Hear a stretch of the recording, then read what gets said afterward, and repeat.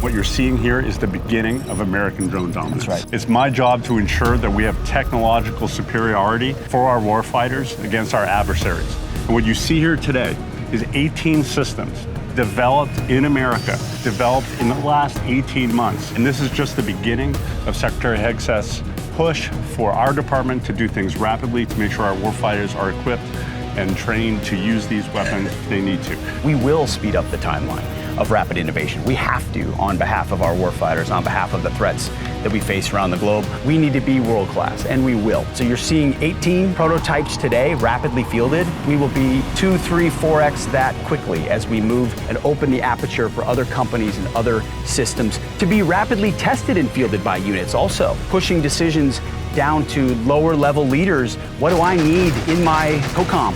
What do I need in my AOR? American made, American tested, American built. I like it.